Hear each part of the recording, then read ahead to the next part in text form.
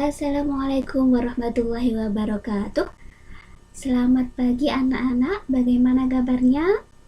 Alhamdulillah, semoga semuanya dalam keadaan sehat walafiat, amin. Hari ini kita memasuki 4 hari berpuasa. Semoga sampai hari kemenangan nanti kita diberikan kelancaran. Oke, amin.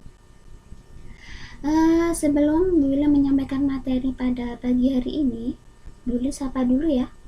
Halo kelas Damaskus, Fes, Tripoli, Istanbul, Basro. Bula sudah kangen nih. Oke, langsung saja Bula sampaikan materi pada hari ini, yaitu tentang toharo.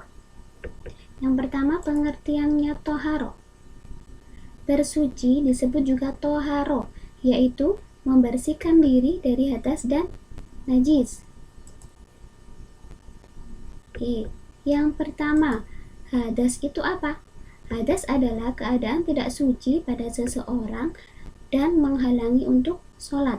Contohnya, kentut, buang air kecil, buang air besar, menyentuh kemaluan. Nah, kalau kalian sedang kentut atau buang air kecil atau buang air besar atau menyentuh kemaluan, berarti kalian sedang berhadas. Yang kedua, yaitu najis. Apa itu najis? Najis adalah kotoran yang menghalangi untuk beribadah. Contohnya, kotorannya manusia, kotorannya hewan, air kencing, darah, air liur, anjing. Nah, benda-benda tersebut merupakan benda najis. Oke, paham ya? Oke. Selanjutnya, macam-macam bersuci atau toharo. Yang pertama, wudu. Apa itu wudu? Wudu adalah menghilangkan hadas kecil dengan air. Contohnya kentut, buang air kecil, buang air besar. Nah, ketika kalian kentut, buang air kecil, buang air besar, berarti kalian sedang berhadas kecil. Maka yang harus kalian lakukan adalah berwudu agar bisa sholat. Oke, yang kedua, mandi wajib. Mandi wajib adalah bersuci karena melakukan hadas besar. Contohnya, wanita yang habis melahirkan, wanita sesudah haid. Nah, kalau ada saudara atau mama kalian atau siapapun yang habis melahirkan atau sesudah haid, maka dia sedang berhadas besar.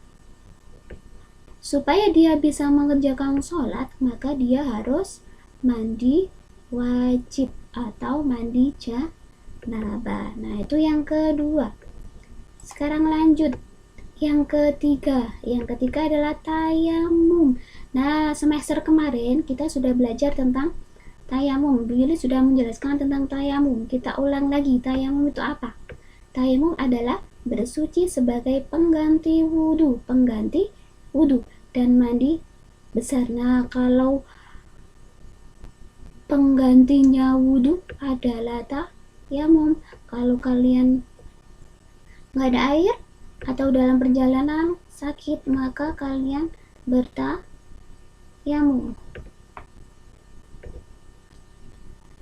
Itu ya, syarat-syaratnya tayamum yaitu tidak ada air dalam perjalanan dan sakit. Nah, Bu Yuli sudah menjelaskan pada semester yang pertama dulu ya.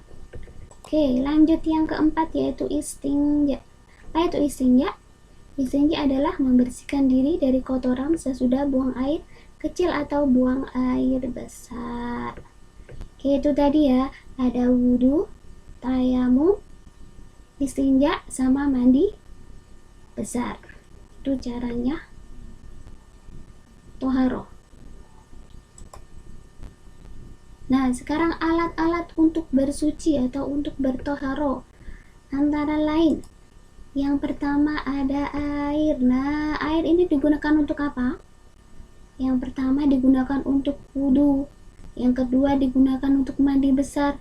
Yang ketiga digunakan untuk istinja. Nah, kalau mau wudu berarti pakai air. Kalau mau mandi besar pakai air. Mau cebok atau beristinja pakai air. Oke, yang kedua ada tanah atau debu.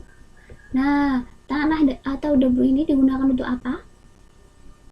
Digunakan untuk bertayamum. Kita sudah tahu syarat-syaratnya tayamum adalah menggunakan tanah atau debu yang suci. Nah, gunanya tanah atau debu ini adalah untuk bertayamum sebagai pengganti wudhu ketika tidak ada air. Boleh menggunakan tanah atau debu.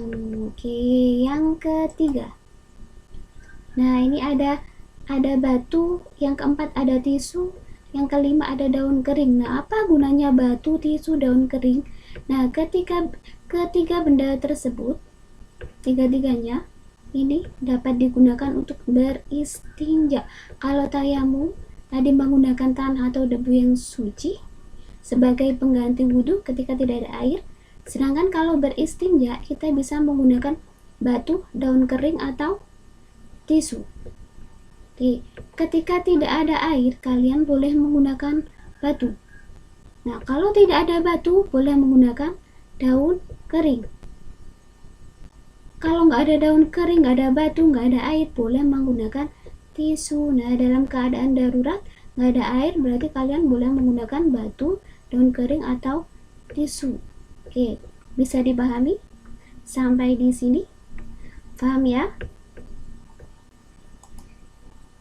Oke, mungkin itu saja yang dapat Bu Yuli sampaikan. Kalau kurang paham atau penjelasannya kurang dimengerti, bisa ditanyakan sama Bu Yuli, bisa melalui voice note, WA, atau telepon ya. Oke, sampai di sini dulu penjelasan Bu Yuli. Terima kasih, semoga bermanfaat. Wassalamualaikum warahmatullahi wabarakatuh.